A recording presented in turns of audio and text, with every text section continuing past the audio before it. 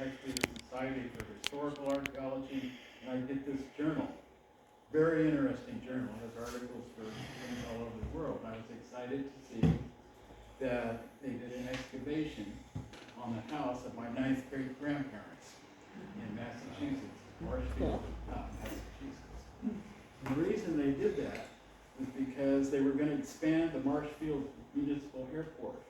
Before you do any work, you got to obey the various laws of the state, or if there's federal money involved, there's a lot of federal laws you have to comply with. That was what I did most of my career. I worked for the Air Force and helped them out with all kinds of projects. Do we have the first slide? Now this is the family tree. I'm related through John Waterman, the son of Robert Waterman and Elizabeth Bourne. I hope this works on this mic. I don't know if it will or won't. Oh, I can see him kind of reflecting. Yeah, it kind of reflects. Anyway, that's the whole family tree for them. I think Robert came from Norwood, England. He ends up in Salem, Massachusetts, about 1636. He knocked around a little bit and then he shows up again in Marshfield. Marshfield's very near Plymouth. It's right next door, in fact, to the Plymouth colony. So the house that they discovered burned down. It was a catastrophic fire. They never rebuilt it, just all caved in and went back to nature after being farmed over for maybe 100 years. So nothing was on the surface anymore. So the archaeologists had a real challenge to discover anything there. Now the way they do it back east, you have a plot of land, you have to go so far, dig a hole, go so far, dig a hole. What they did is grid off this property in 10-meter increments and did a whole bunch of test holes. And they didn't find very much. They found a few pieces of pottery, something, but they suspected, because of the records, they suspected there might be something there. So they tightened the grid up, did it every 5 meters, and they started finding more stuff, started finding nails. And I tell you, as an archaeologist, when you find a bunch of nails, you get excited. There's going to be something there. That's a clue. That's a clue. So that's what they did, and they found this structure remains. They found a lot of charcoal. They found a lot of other stuff too after they get into it. Now they excavated a huge area. Can I have the next slide? This is the title of the report. It's in this book right here. I can pass this around if you'd just like to look and see what's in there, different types of articles that they have. Because there's other articles. You can go online and get copies of these various journals. So, next slide. Here's a map of where the house site is located. To the right there is Cape Cod Bay, right on the Atlantic Ocean. His house, right up in there, you see Waterman House, about a mile inland from the ocean. It's a very rich area. You can see there's marshes all along those rivers. And there's what they call the Old Pilgrim Trail along there. His house was just right off that. And guess what? His in-laws lived right next door to him. So that must have been fun. Actually, Elizabeth Bourne, who he married, is very well connected. She's related to Thomas Bourne, who was in type like Flynn. They were related to Winslows, and all the big wigs of the Plymouth colony. So it was a very good connection for good old Robert there. And then you can see Marshfield is just north of Plymouth. Now this area is very rich. It is very well situated property. This is kind of a rise along there. It's the what they call the neck back east. And they have a lot of waterfowl in that area. There's a lot of Indian sites in that same area that they've excavated that show that the Indians really love that area. So for generations, people have lived in this area and really enjoyed it. And there's a lot of good hunting. They did a lot of waterfowl hunting, all kinds of other animals, of course, would come to drink. And these river valleys like that. were ideal for supporting a population. Now, these rivers are tidal. They show a good opportunity for travel inland and down to the ocean.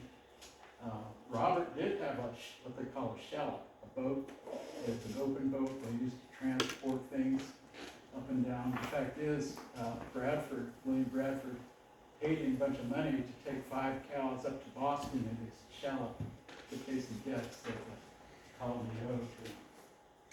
So this place was called I can't pronounce it, Kentucky, not from Massachusetts, I should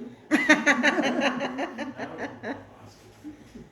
So they had shellfish down there. There was also a lot of plant resources. Because in the old days, when they first started out building, they had to get thatch. And they used rushes, and of course there's a lot of rushes down by the river. Yeah, ideal for fires. So anyway, the prevailing wind comes in off the ocean in this direction, to the southeast, I guess you'd say. A lot of hurricanes back there, a lot of bad weather. Okay, next slide. This shows you a picture of the excavation area. You can see that's a person standing in the upper right. And just to give you a scale, and it shows you various features of this house. This is looking from north to south in the house. They excavated an area of 132 square meters. That is a lot of dirt. Wow. All of which had to be moved out of the way. And on top of it, it was about 40 centimeters down that they had to remove to get to the actual house site itself. And that much dirt is really, really hard. When they got down to it, they found a lot of features. They were able to reconstruct what the house was like by looking at post holes in the ground. What they did in the old days, when they first wanted to build a house, they would dig holes, put timbers into those holes, and then add the siding later. Sometimes they would just do a trench and do what's called a palisade wall. And that's just, they set logs upright right next to each other. Makes a strong wall. And they needed them because there's, of course, a lot of Plymouth colonies got hit with hurricanes, some of which destroyed their houses. So they wanted as much protection. They wanted to build these houses fast because there was a housing shortage. But they wanted to make them as strong as they could too, and just be as protected. And I don't know if anybody's lived through a New England winter. It's bitter. It can be bitter for about 3 months. So how that works. So they had really tight control. When they dug the site, they dug in squares. They gridded it off, dug in squares about 1 meter square, and then they divided that into quadrants. So they have perfect control. There's really good control over what the origin placement of each artifact was. That helps you reconstruct living areas and what's going on and where it's going on. Helps you identify the meaning of the features and where things were. The house itself measured, it was a little lopsided. They did not do perfect work. These guys, they had to come and build their house. They're not carpenters, not every one of them. They had to go by what people could share with their knowledge of building, and they just had to go for it. Now they did have abundant lumber, plenty of that, plenty of firewood and everything, but they didn't have great skill when it came to house building, so this house was crooked. It measured 16 feet across on one end and 14 feet on the other. They had to do that to incorporate this pantry area. You see that square in the foreground there. You need the passageway to get into that particular area. It's hard to imagine. At the end, I'll show you a picture of what we think that house looked like. So it was about 14 feet by 20 feet, about 350 square meters. That's a New York apartment. Wasn't much to it. And the archaeologists who did this work thought about the Old English tradition of an anatomy. And, you know, in the old English ways, we say a house has good bones, right? Well, to them, it meant the framing of the house and the skeleton of the house. And the cellar was the blood of the house. The entrance door was the mouth. The hearth was the soul or womb of the house. And the roof was the head of the house. They had all these anatomical terms. And what went on inside we called the circulation. All the tasks that had to get done in there, all the lifeways and so forth that had to go on to support the family. And symbolically, it all relates to the woman. The woman had to run this. The guys had to be out fishing, hunting, farming, doing all the things that they had to do to get the food. The woman had to raise the kids and stay in this very tight quarter. You can only imagine 300 square feet. And Elizabeth had 4 sons to take care of in that short time. So that must have been a handful. Oh, yeah. It was very tough in those days. Now this area right here is called the pantry. I'll show you the next slide. This is a map of the house looking down. The north is in that direction, south is in that direction. There's the pantry. That is this oblong area here. This is where the central hearth and chimney was, right in that area. The living area is partitioned off by a wall, and this is called the fire room right here. That's where most of the activity took place that was in the house itself. Undoubtedly, they went outside too. This right here is called the palisaded walls. Posts were driven into the ground right next to each other into separate post holes, but jammed together, lashed together to form this wall. Remember I told you the wind is coming off Cape Cod Bay in this direction. So these were the strong walls of the house. The other walls were clapboard, but most of the force of the wind and storms is coming in this direction. So it was smart to build that palisade wall. The palisade walls kind of closed off this attached entryway here. This is where the door was over here. They probably did a lot of activities out in the sun when they could, and outside. And you can see these are the major post holes holding up the house. And one of them was projected because it was destroyed by the plowing that had gone on in this house. Now I've dug several sites that were burned. You cannot imagine how dirty they get. Oh. You know, I excavated a cabin in Palmdale, California, a number of years ago that had been burned. And the artifacts were all very, very ugly. All your glass is melted, even metal is melted. We found a Singer sewing machine dating back to a very early period in that house that had actually partially melted. Wow. Unfortunately, most of that was destroyed, but fire also saves a number of other things by carbonizing them. When I dug in the southwest, you would find Indian corn cobs that were nothing but black charcoal. Huh. In this house in Palmdale, we found white beans that had been burned and preserved. They were in broken canning jars and partially melted jars, but we could identify a lot of the foods that they had at that time, mostly beans, a little bit of rice, and you can reconstruct the diet by finding carbonized material, and that's what they did here. They found a lot of pollen, and they found a lot of burned foodstuffs. We even found grapes that had been harvested very freshly, so you know the season the house burned down because of the grapes. Huh. Were they raisins? More raisins, marbles. What year did this excavation take place? Let's see, 2015 or 16. Okay. Pretty recent. I can look that up in that book. But yeah, it was, when they first came out with the articles, they submitted it in 2019. Mm. So it takes that long it's been 2 years to get it published. So yeah, and I wasn't aware, I hadn't heard about it. I've heard of other Plymouth era houses being excavated, mostly by antiquarians some time ago. I think Miles Standish House was excavated. It turned out it was later period Standish House. Allerton, Isaac Allerton, his house was excavated. And a guy named James Dietz did a study of the artifacts in that house.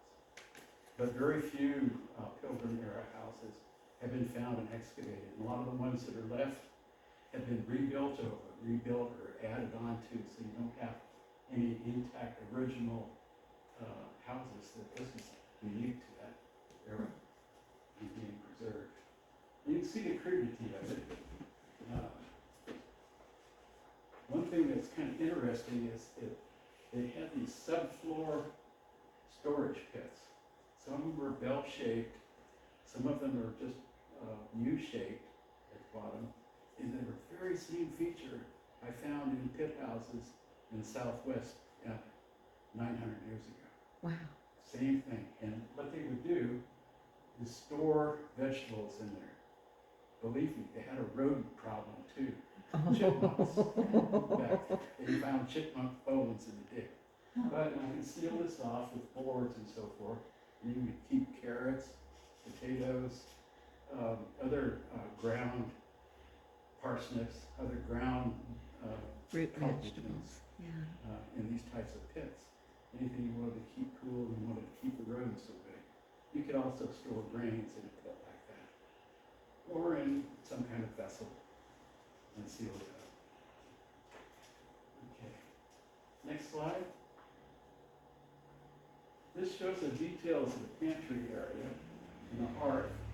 Oh, and by the way, they figured out they burned oak. Huh. Through firewood this time. This is a little bit deeper than the rest of the floor of the house. We did find an area, what we would call a living floor in the Southwest, where somebody had been tending the fire. What happens? You spill grease, you step around, spill more grease, step around. It results in a very hard, compact floor. So you can see that activity area. If you're very careful when you're excavating, use a paintbrush, you can clear these off and see the original living surface of these. You can see the cross-section here of how that worked and how deep it was. Most of it was just a little bit over half a meter deep from the ground surface. And of course there's rodent disturbance. Rodents have been a problem for not only the people who live there, but for archaeologists, because rodents go up and down through sites and ultimately will destroy an archaeological site by their burrowing. Next slide, please. Yeah, that's the pantry. That's the one that is your next slide. Oh, the storage pit. Okay. This gives you a cross section of the storage pit.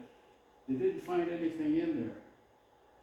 Now that could be because it rotted away. The fire didn't apparently reach into here, so it may have just dissolved.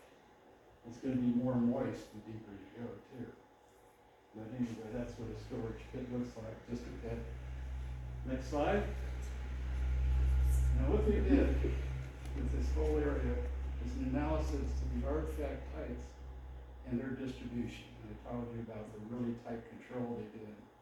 And they used a program called Surfer, which allows plotting of where things are found and their percentages or how their relative frequencies.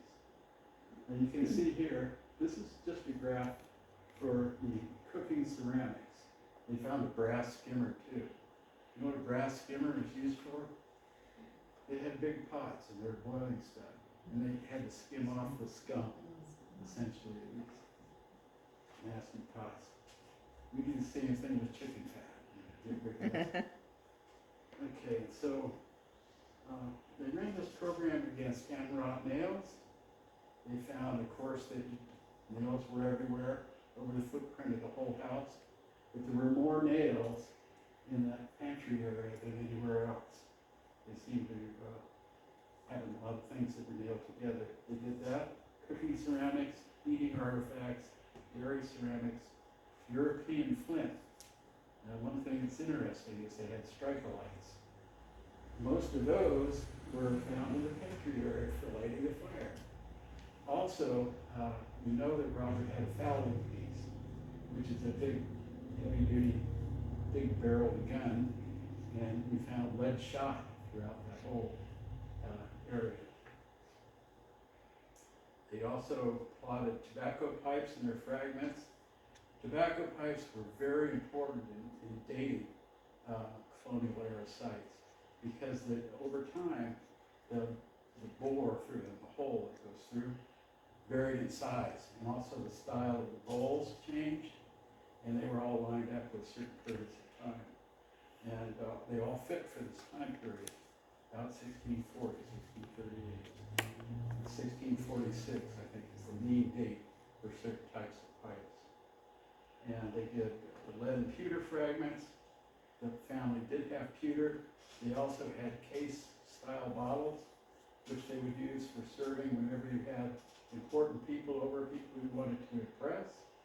You would pull out the pewter and serve on that, and also use these special bottles. And the best things that they could do. There was also Native American pottery in the house. They found also other indications of trade. There was a trade bead that was found. There was a little copper thing that they found, a little ornament, a little bell. And they were traded very widely on the East Coast in early times. Also, they took a lot of the cultigens. They had a lot of corn that had burned in this house. So they were using Native American cultigens, particularly corn and, the trio, and beans, kidney beans, and squash. The three things that kept everybody going. But the Watermans also brought some other crops and were also growing wheat. And of course, they had other foodstuffs as well to kind of tide them through. They tried to do wheat, but corn was their main staple. They grew the best. They also had peas, grapes, and of course apples, maybe pears, we don't know. Okay, next slide. This shows eating artifacts. You remember all the cooking area was up and done in there. Eating was done over here by the entrance. That was the eating area. We didn't find a kitchen table, but there's a lot of evidence of eating right in this area here. Spoon fragments and that type of artifact was found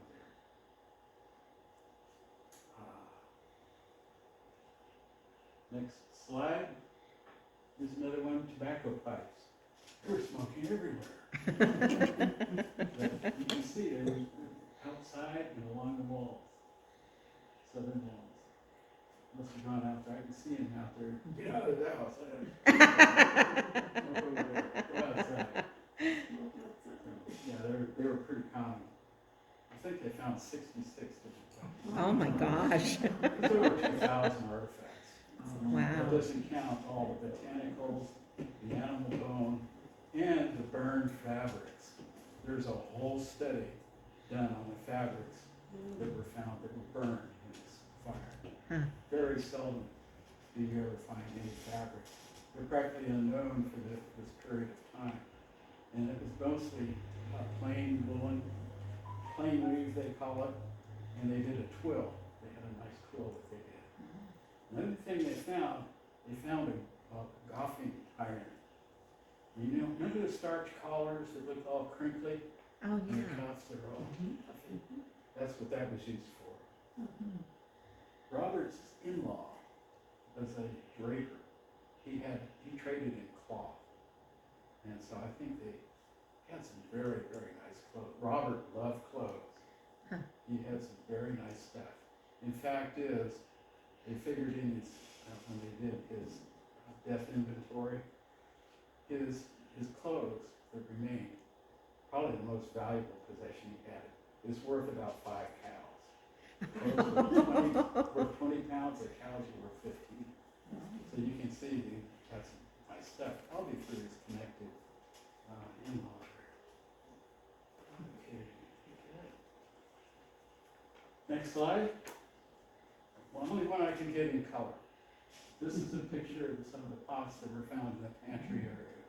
And you look, they're kind of crude, but they are wheel turned. Some of these are from England. You didn't yet have very much pottery making at this early time. Some, but not much. One of those, I think that's the butter pot right there. They did a lot of dairying, they had cows, they made butter. They also brewed beer, by the way, too. You had to because water could be bad. Oh, yeah. Anyway, that's that. Okay, what does this house look like? What are you really looking at here? Next slide. This is called the east elevation, the east side of the house. You can see the chimney here. That's not stone, folks. What they did is they were made out of wood. Oh my gosh. They didn't find any evidence that it had that mud facing to try and fight off the effects of sparks going up there. There's no evidence of mortar at all anywhere in the house. And the roof is, of course, all thatched, all brought back from down by the river. The sides were clapboard, and one thing that they were advised to do is to make a window by taking paper and putting linseed oil on it, so it might have had a little window, just to let in sunlight, probably in the pantry area. And they didn't want too big a window, because they didn't have double pane in those days. The door would have been here, maybe a little porch. And this is that palisade wall that you remember, the logs all stacked together. That would have kind of protected the house from the prevailing winds and where the storms would sweep in off Cape Cod Bay. They were lucky to be up on this rise too, this neck, because remember the rivers were tidal, and you had a hurricane surge. It could be bad news if you lived down by the river. Okay, next shot. This is the south elevation. The whole wall in this case was palisaded to protect it again from the wind. So that's what it looked like. So, in summary, summing this all up, the Bournes and the Watermans had a very close-knit relationship. They survived quite well. They brought with them a lot of English culture, even though they adopted things from the Indians. By the way, Robert did own a canoe. He also tried to establish a trading network up in Maine along the Kennebec River. So they brought basically their whole outlook on life and a lot of their skills and crafts. And essentially that could be an English house, a peasant's house. And Robert was known as a yeoman, which is essentially a farmer. Okay, so that about concludes. Does anybody have any questions? Okay, it was for some time. Don't About how many years was it occupied? figure about 5 years. Very Wow. brief. Oh, very Wow. good. Very brief. That's why Wow. this site is so neat, because it's a capsule of time, like a time capsule. Where did the artifacts go? Who's got They them? usually provide for a museum. I don't know which one, Mm. but when you do at least in places that I've worked, if you do an excavation like this, you have to have a curation agreement with some institution that will take the artifacts. So in California, where I did a lot of my work, there were certain centers that would deal with the artifacts from certain areas. Like for Kern County, there's the university in Bakersfield, which would be the curation. If you did in LA County, then you would go to the LA County Museum.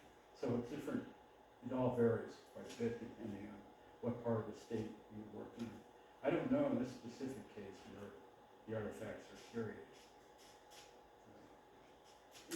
How did you become interested in archaeology as a vocation? I started out as a geologist. I wanted to be a geologist for a long time.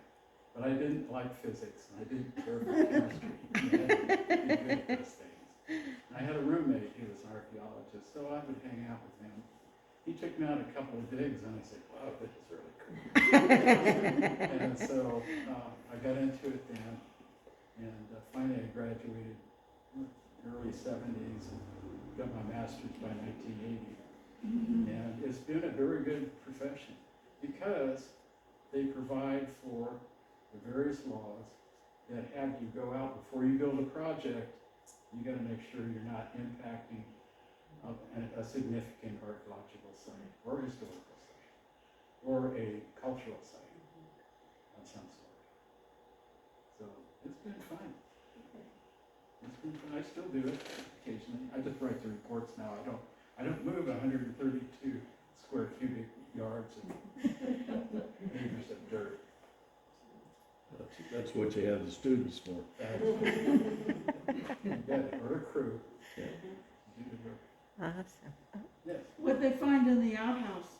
No, apparently not. Nothing? We didn't find an outhouse. You didn't? They didn't. Oh my gosh. I know. I know.